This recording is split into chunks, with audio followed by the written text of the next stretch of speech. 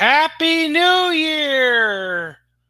Welcome, all starships in the Alpha, Beta, Delta, Gamma, and Gamma quadrants.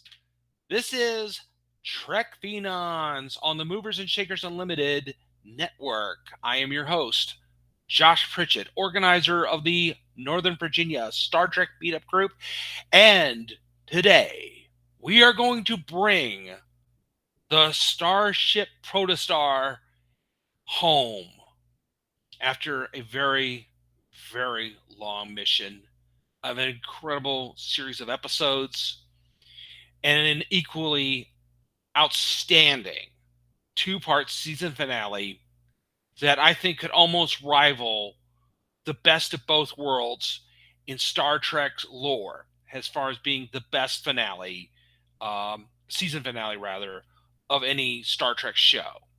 So, without any further ado, let's go fast and do our reviews. Okay, so after the events of the prior episode where Janeway and Dal had switched bodies, we find that the Protostar is now surrounded by a Federation armada, and Janeway is locked in the Dauntless's brig for possibly having either being under alien coercion or something else. However, Janeway has a spot of luck in that the Starfleet security officer assigned to guard her is the child of a species from the Delta Quadrant that she rescued when she was captaining Voyager. And on an act of faith, the security officer lets Janeway out of the brig and gives her back her comm badge. However, the Starfleet has opened fire trying to disable the Protostar's shields so they can beam aboard a team to retake the ship. Also, Dal and our friends are trying to keep them alien channels closed so that the virus that is aboard the Protostar will not spread to the Starfleet vessels and then throughout the Federation, causing a cascade effect where all of Starfleet's vessels will turn against each other and basically destroy the Federation. Well, Asenka is, who we now know, has been part of the Diviner species, has been trying to manipulate things. But when she finds out that there's no way to get the communication channels open from the Dauntless, she and the Diviner and her robot managed to beam aboard ahead of the Starfleet officers so that they could try to take the Protostar and launch the virus that way. Janeway has returned to the bridge, and she is retaking command and telling everybody to stand down and not to open hailing frequencies. But suddenly it's too late because Asenka and the Diviner have gotten aboard the Protostar and have managed to launch the virus. Well, it causes a number of problems. All the universal communicators aboard the Starfleet vessels and also in the Protostar suddenly all shut down. No one can understand what anybody's trying to say. Nobody can communicate with one another. And the Starfleet vessels start shooting at each other. So Dal and the team are trying to figure out what to do next. Luckily, we remember that Gwen can speak a multitude of known languages from around the galaxy. So she is able to open communications and sends out a distress call not to Starfleet vessels, which are the ships that are being targeted by the virus, but to any allies of Starfleet, including the Klingons, the Vulcans, the Ferengi, any independent merchant that will come in and will try to rescue the Starfleet crew and try to give them some time to shut the virus off. But meanwhile, Asenka gets into a battle with Gwen to try to stop her. The Diviner steps in to try to help Gwen, realizing that maybe that he's trying to save his daughter, but also he's come to start realizing, wait, maybe Starfleet and the Federation are not the bad guys I thought they were, because they just helped me and they've been trying to help my daughter. What's going on here? And Asenka stabs him with her own weapon and then uses her robot to escape the protostar. So Gwen's plan works. Suddenly, all the Klingons and Vulcans and other ships come in and start trying to block the Federation weapons so that they can't destroy it. And now they're trying to figure out how to stop the virus. Unfortunately, because they send out the SOS, it brings other Starfleet vessels and they are suddenly affected. So things are going from bad to worse. And that's the end of part one of the episode Supernova. Part two, they come up with a plan. It's a very dangerous plan, but it's the only thing they've got. So what's going to happen is the protostar is going to go at full protostar jump. In other words, it's going to activate its third nacelle, and it's going to create a vortex which will get out ahead of the signal and eliminate it, by destroying the protostar, and thereby hopefully killing the virus and restoring the Starfleet vessels to their proper working order. And the crew will then get out onto a shuttlecraft that is being printed out in the loading bay so that it will not be something that's already been affected by the protostar's virus. So it's a good plan. Unfortunately, it would mean holograph Janeway will be left behind, but she says, oh, you could just download me onto an isolinear chip and I can go with you. And so they're going to do that. Unfortunately, Holo Janeway realizes that her program has become far too complex to fit onto an isolinear chip. And so she just gives them a holo chip, an isolinear chip with a final message, and makes it sound like that she's going to be rejoining them when they get to where they're going. So the protostar jumps into protodrive and it gets ahead of the SOS signal, then destroys the protostar, launching the shuttlecraft out into space. Unfortunately, the shuttlecraft was kind of built on the fly, and therefore does not have the big long-range communication systems. So they're just going to have to trust that Starfleet will find them as soon as they can. Well, the plan works. The protostar is destroyed, and the Federation vessels are able to shut down their weapons and basically reboot everything. And after a certain amount of time, they are able to find the shuttlecraft with our heroes, and they are brought to Earth, where they are to stand charges for stealing Federation property, which I think sounds kind of weird, considering the fact that they didn't actually steal it. They found it in a planet and used it to escape. Janeway, of course, acts as their lawyer and advocate and defends them before a Starfleet tribunal. And ultimately, our heroes are, of course, acquitted. More than that, she is able to get our heroes positions as warrant officers assigned to her, because for various reasons they're not able to get them into Starfleet Academy right away, but they can start being Starfleet officers in training, all except Gwen. Gwen has decided that she will go back to Vandakar, her father's home planet, and try to prevent her people from going down the direction that they will go down, because technically that's in the Federation's future, so it's not going back in time and messing with the timeline in some way. So obviously that probably makes the guys at Temporal Investigations somewhat happy. But after our crew then says their goodbyes, Janeway reveals that they have built a brand new Protostar class vessel that Janeway will be captaining. She'll still be admiral, but she'll be commanding it, and they will be going off to find Captain Chakotay and his crew and whoever's left behind. And so that will be part of the focus, I guess, for next year, while Gwen goes to Vandakar and attempts to change the course of her people's destiny. So that brings us into Space Dock and into our, our finale for this amazing first season of Star Trek Prodigy. So, with that, let's move on to the good, the bad, and the gorn. Okay, so what was good about this episode? Well, everything. I mean, we had a whole lot of great writing. It went in directions. I know we here at the various Trek shows you watch and enjoy like to make these predictions, and some of you like to send us your prediction, what you think is going to happen.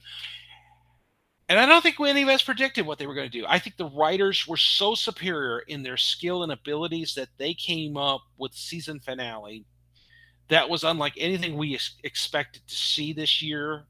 Um, they did not rely on time travel. They came up with an alternative. They didn't rely on a lot of things that might be kind of getting tired out that we're seeing on the other Star Trek shows.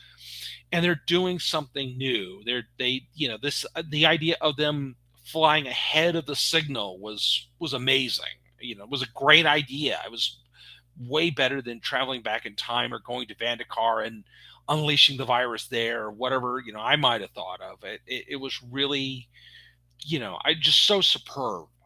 So my hats off to the writing and directing team. The animation was great. It's really exciting to see so many Starfleet vessels that that we've seen in the past, or we've seen more recently on lower decks. Kate Mulgrew, being the amazing actress and artist that she is, brought her A game to every episode this season. The entire voice talent was just wonderful. I really hope to meet some of them in the coming couple of years at Star Trek conventions and just tell them that how awesome I think they are, and that we hope that they will continue to keep up their amazing workload and keep bringing us these amazing Star Trek stories that really are making a difference for a lot of people, and really bringing Star Trek to a new generation, I guess you could say. So with that, I'm going to say there was one bad thing, and this really is important. In that big Starfleet armada that came up to capture the Protostar, there was not one single California-class vessel. Come on, Starfleet. Haven't they done enough to prove to you that they are a worthwhile ship and that they should be on the front lines, not just doing second contact? Okay, well, that's just my little rant there. Sorry, just a little bit of silliness, but that was the only thing I had to complain about. It would have been nice to have seen the USS Sacramento or the San Diego or the Los Angeles or the Riverdale or the Hollywood or all right.